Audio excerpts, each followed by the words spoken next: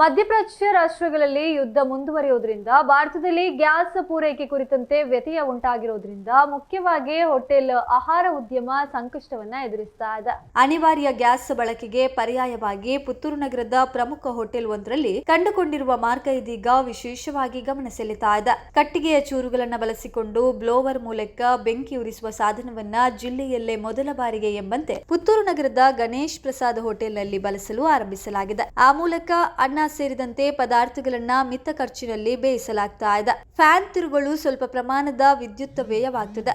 ಸ್ವಲ್ಪ ಕಟ್ಟಿಗೆ ತುಂಡುಗಳು ಅಥವಾ ತೆಂಗಿನ ಚಿಪ್ಪು ಒಲೆಗೆ ಹಾಕಿದ್ರೆ ಗ್ಯಾಸ್ ಮೂಲಕ ಉರಿದಂತೆಯೇ ಉರಿತದೆ. ಕಟ್ಟಿಗೆಯು ಹೆಚ್ಚು ಖರ್ಚಾಗೋದಿಲ್ಲ.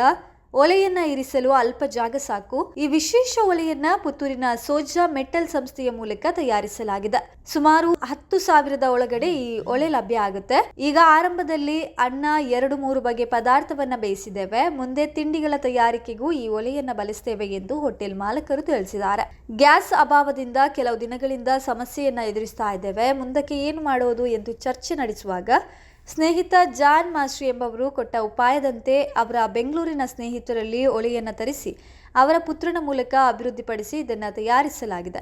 ಶನಿವಾರ ಪ್ರಾಯೋಗಿಕವಾಗಿ 2-3 ಐಟಂ ಬೇಯಿಸಿದ್ದೇವೆ. ಯಶಸ್ಸು ಕಾಣ್ತಾ ಇದೆ.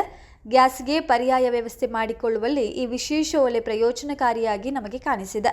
ಗೋಪಾಲಕೃಷ್ಣ ಹೆರಳೆ ಪುತ್ತೂರು ಗಣೇಶ್ ಪ್ರಸಾದ್ ಹೋಟೆಲ್ ಮಾಲಕರು. ಹಾಗೆಯೇ ಗ್ಯಾಸ್ ಕೊರತೆ ನೀಗಿಸಲು ಪರ್ಯಾಯ ವ್ಯವಸ್ಥೆಯನ್ನ ಪುತ್ತೂರಿನವರು ಕಂಡುಕೊಂಡಿರುವಂತದ್ದು ಖುಷಿ ಇದೆ. ಹೊಸ ಆವಿಷ್ಕಾರದ ಕಟ್ಟಿಗೆ ಸ್ಟವ್ ಮಾಡಿದ್ದಾರೆ. AC/DC ಕನ್ವರ್ಟರ್ ಪ್ಲಗ್ ಇರುವ ಫ್ಯಾನ್ ವ್ಯವಸ್ಥೆಯನ್ನ ಕೂಡ ಮಾಡಿದ್ದಾರೆ. ಒಲೆಗೆ ಕಟ್ಟಿಗೆ ಚೂರು ಹಾಕ್ತಾ ಹೋದ್ರೆ LPG ಸ್ಟವ್ ಉರಿಯುವಂತೆ ಉರಿಯುತ್ತದೆ. ಇದು ಉಳಿದ ಕಡೆಗಳಲ್ಲೂ ಅನುಕೂಲ ಆಗಬಹುದು. ವಿಕಸಿತ ಬದಲಾವಣೆಯ ಭಾರತದ ಕುರಿತು ಪ್ರಧಾನಿಯವರು ಹೇಳುವಂತೆ ನಮ್ಮ ಕೊಡುಗೆಯೂ ನೀಡಬಹುದು. ಒಳ್ಳೆಯ ಪ್ರಯತ್ನವನ್ನ ಗೋಪಾಲಕೃಷ್ಣ ಹೆರಳೆ ಅವರು ಆರಂಭಿಸಿದ್ದಾರೆ. ಉಳಿದ ಹೋಟೆಲ್ಗಳಿಗೂ ಇದು ಮಾದರಿಯಾಗಿ ಮುಂದುವರಿಯಲಿ ಬಳಕೆಯಾಗಬಹುದು ಎಂದು ಹೇಳಿದರು. ಇದು ಗ್ಯಾಸಿನ ಅಭಾವದಿಂದ ಹೋಟೆಲ್ ಮಾಲೀಕರುಗಳು ಭಾರಿ ಸಮಸ್ಯೆಯನ್ನು ಎದುರಿಸ್ತಾ ಇದ್ದಾರೆ ಮೊನ್ನೆಯಿಂದ. ಹಾಗೆ ಈಗ ನಮ್ಮ ಸ್ನೇಹಿತರು ಇಲ್ಲಿ ಜಾನ್ ಮಾಸ್ಟರ್ ಅಂತಿದ್ದಾರೆ, ಅವರು ನಮ್ಮ ಭಾಳ ಸ್ನೇಹಿತರು. ಹಾಗೆ ಅವರು ಹೇಳಿದರು, ನಿಮ್ಮ ಏನಾದರೂ ರಕ್ಷೆ ಮಾಡಲಿಕ್ಕೆ ಆಗ್ತದೆ ನೋಡುವ ಅಂತ. ಹಾಗೆ ಅದನ್ನು ಅವರು ಒಂದು ಐಡಿಯಾ ಕೊಟ್ಟರು, ಹೀಗೀಗೆ ಮಾಡುವ ಅಂತ. ಅದು ನೋಡುವ ಅಂತ ಧೈರ್ಯದಲ್ಲಿ ನಾನು ಸಹ ಹೇಳಿದೆ. ಹಾಗೆ ಅವರು ಬೆಂಗಳೂರಿಗೆ ಅವರ ಸ್ನೇಹಿತರಲ್ಲಿ ಏನೋ ಕಾಂಟ್ಯಾಕ್ಟ್ ಮಾಡಿ ಆ ಒಲೆಯನ್ನು ತರಿಸೋ ಕೆಲಸವನ್ನು ಮಾಡಿದರು. ಮತ್ತು ಬ್ಲಾಯರ್ ಅದೆಲ್ಲ ಜಾನ್ ಮಾಸ್ಟರ್ ಮಗ ಇದ್ದಾರೆ, ಅವರು ಭಾಳ ಅದನ್ನು ಉತ್ಸಾಹದಿಂದ ಅದನ್ನು ಮಾಡಿಕೊಟ್ಟಿದ್ದಾರೆ.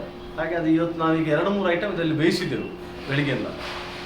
ಗ್ಯಾಸಿನ ಸಮಸ್ಯೆ ಅಷ್ಟಿದೆ. ಹಾಗಾಗಿ ಧೈರ್ಯದಲ್ಲಿ ಇದನ್ನು ಇವತ್ತು ಚಾಲು ಮಾಡಿದ್ದಾರೆ. ಅದು ಒಂಥರ ಯಶಸ್ವಿ ಕಾಣ್ತಾ ಇದೆ ನಮಗೆ. ಹಾಗೆ ಇನ್ನು ಸ್ವಲ್ಪ ಅದರ ಪ್ರಾಕ್ಟಿಕಲ್ ನಾಲೆಜ್ ಏನು ಅಂತ ಹೇಳುವಂಥದ್ದು ಇನ್ನೂ ದಿನಗಳಲ್ಲಿ ನಮಗೆ ಗೊತ್ತಾಗಬೇಕು. ಹಾಗೆ ಏನಾದರೂ ಒಂದು ವ್ಯವಸ್ಥೆ ಗ್ಯಾಸಿಗೆ ಅಲ್ಟರ್ನೇಟ್ ಆಗಿ ಮಾಡಬೇಕು ಅಂತ ಹೇಳುವಂಥ ಚಿಂತನೆಯಲ್ಲಿ ನಾವು ಇದನ್ನೀಗ ಇವತ್ತು ಪ್ರಾರಂಭ ಮಾಡಿದ್ದೇವೆ. ದೇಶದಲ್ಲಿ ಮಧ್ಯಪ್ರಾಚ್ಯ ಯುದ್ಧದ ಕಾರಣಕ್ಕೋಸ್ಕರ ಇವತ್ತು LPG ಕೊರತೆ ಇದೆ. ಕೊರತೆಯನ್ನು ನೀಗಿಸಬೇಕಾದ್ರೆ ಅದಕ್ಕೆ ಪರ್ಯಾಯ ವ್ಯವಸ್ಥೆಯನ್ನು ಹುಡುಕುವಂಥ ಕೆಲಸವನ್ನು ಪುತ್ತೂರಿನ ಜನರು ಕಂಡುಕೊಂಡಿದ್ದಾರೆ ಹೇಳಿದರೆ ತಪ್ಪಾಗಲಾರದು. ಪುತ್ತೂರಿನ ಗಣೇಶ್ ಪ್ರಸಾದ್ ಮಾಲಕರಾದಂಥ ಗೋಪಾಲಕೃಷ್ಣ ಹೆರಳೆ ಅವರ ಹೋಟೆಲ್ ಒಂದರಲ್ಲಿ ಇವತ್ತು ಒಂದು ಹೊಸ ಆವಿಷ್ಕಾರದ ಕಟ್ಟಿಗೆಯ ಒಂದು ಸ್ಟವನ್ನು ಮಾಡಿದ್ದಾರೆ.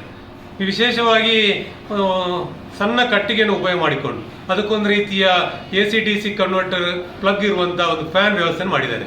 ಅದರ ಜೊತೆಯಲ್ಲಿ ಅದಕ್ಕೆ ಕಟ್ಟಿಗೆಯನ್ನು ಹಾಕ್ತಾ ಹೋದರೆ ಒಂದು ಹೇಗೆ LPG ಸ್ಟವ್ ಉರಿಯುತ್ತೋ ಆ ರೀತಿಯಲ್ಲಿ ಉರಿಯುವಂಥ ವ್ಯವಸ್ಥೆಗಳಾಗಿದೆ. ಯಾವತ್ತೂ ಕೂಡ ಬದಲಾವಣೆ ಅನಿವಾರ್ಯ. ಆ ಬದಲಾವಣೆ ಮಾಡಬೇಕಾದ್ರೆ ಒಂದಷ್ಟು ಹೊಸತನ ಕಂಡುಹಿಡಿಯುವಂಥ ಪ್ರಯತ್ನಗಳು ಮಾಡಬೇಕು. ಆ ಪ್ರಯತ್ನವನ್ನು ಈ ಹೋಟೆಲ್ ಉದ್ಯಮದವರು ಮಾಡಿದ್ದಾರೆ. ಇದು ಪುತ್ತೂರಿನಲ್ಲದೆ ಉಳಿದಂಥ ಎಲ್ಲ ಕಡೆ ಹೋಟೆಲ್ ಉದ್ಯಮವರಿಗೂ ಕೂಡ ಅನುಕೂಲ ಆಗುವುದು. ಪುತ್ತೂರಿನ ಸೋಜಾ ಮೆಟಲ್ನವರು ಈ ವ್ಯವಸ್ಥೆಯನ್ನು ಕೊಟ್ಟಿದ್ದಾರೆ ಮತ್ತು ಅತ್ಯಂತ ವಿಶ್ವಾಸಾರ್ಹವಾಗಿ ನಡೆಯುತ್ತದೆ ಅನ್ನುವಂಥ ವಿಶ್ವಾಸವನ್ನು ಈಗಾಗಲೇ ಮಾಲಕರು ವ್ಯಕ್ತಪಡಿಸಿದ್ದಾರೆ. ನನಗೆ ಗೊತ್ತಿದೆ, ಒಟ್ಟು ವ್ಯವಸ್ಥೆಯಲ್ಲಿ ಈ ರೀತಿಯ ಬದಲಾವಣೆ ಮುಖಾಂತರ ವಿಕಸಿತ ಭಾರತದ ಪರಿಕಲ್ಪನೆ ನರೇಂದ್ರ ಮೋದಿ ಮಾಡ್ತಾರೆ ಅಂತ ಹೇಳಿದ್ರೆ ನಮ್ಮ ಪ್ರಮುಖರು ಕೂಡ ಇದರಲ್ಲಿ ಕೈ ಜೋಡಿಸಿದಾಗ ನಮ್ಮ ಭಾರತ ಸುಭಿಕ್ಷೆಯಾಗಿರುತ್ತೆ ಮತ್ತು ಇಂಥದ್ದು ಅನೇಕರಿಗೆ ಉಪಯೋಗ ಕೂಡ ಆಗುವುದು. ಇದು ಕೇವಲ ಹೋಟೆಲ್ ಉದ್ಯಮದವರಿಗೆಲ್ಲ, ಮನೆಯಲ್ಲಿ ಕೂಡ ಉಪಯೋಗ ಮಾಡುವಂಥ ವ್ಯವಸ್ಥೆಗಳು ಸಣ್ಣ ಸಾಧನಗಳು ಇರುತ್ತೆ. ದೊಡ್ಡ ಮಟ್ಟದ ವ್ಯಾಲ್ಯೂಸ್ ಇಲ್ಲ. ನನ್ನ ಅಂದಾಜು ಪ್ರಕಾರ 10,000 to 12,000 ಇರ್ಬೋದು. ಆದರೂ ಕೂಡ ಸಣ್ಣ ಮಟ್ಟಿನದು ಕೂಡ ಸಿಗುತ್ತೆ. ಇವತ್ತು ದರಗಳಲ್ಲಿ ವ್ಯತ್ಯಾಸಗಳಿರ್ಬೋದು, ಆದರೆ ಇದೊಂದು ರೀತಿಯ ಒಂದು ಒಳ್ಳೆಯ ಪ್ರಯತ್ನ. ಈ ಪ್ರಯತ್ನವನ್ನು ಗಣೇಶ್ ಪ್ರಸಾದ್ ಮಾಲಕರಾದ ಗೋಪಾಲಕೃಷ್ಣ ಹೆರಳೆ ಆರಂಭಿಸಿದ್ದಾರೆ. ಇದು ಪುತ್ತೂರಿನ ಎಲ್ಲ ಕಡೆ ಹಬ್ಬಬೇಕು ಮತ್ತು ಇದರಿಂದ ಎಲ್ಲಿ ಕೂಡ ದರ ಏರಿಕೆ ಆಗಬಾರ್ದು. ಅವರದ್ದು ಕೂಡ ವಿಶೇಷ ಇದೆ. ಏನು ಏರಿಕೆ ಮಾಡದೆ ಇವತ್ತು ಹೋಟೆಲ್ ಉದ್ಯಮ ನಡೆಸಿಕೊಂಡು ಬಂದಿರುವಂಥವರು ಗಣೇಶ್ ಪ್ರಸಾದ್ನವರು. ಅದು ಉಳಿದವರಿಗೆ ಕೂಡ ಮಾದರಿಯಾಗಬೇಕು ಅನ್ನೋಂಥ ಕಲ್ಪನೆ ಇದೆ. ಅದನ್ನು ಮುಂದುವರಿಸಿಕೊಂಡು ಹೋಗುವಂಥ ಕೆಲಸವನ್ನು ಪುತ್ತೂರಿನ ಹೋಟೆಲ್ ಉದ್ಯಮದವರು ಮಾಡಬೇಕು. ಆ LPGಯ ಕೊರತೆಯನ್ನು ನೀಗಿಸುವಂಥ ಕೆಲಸವನ್ನು ಈ ಮೂಲಕ ಮಾಡಬೇಕಂತ ವಿನಂತಿಯನ್ನು ಮಾಡ್ತಾ ಇದ್ದೇವೆ.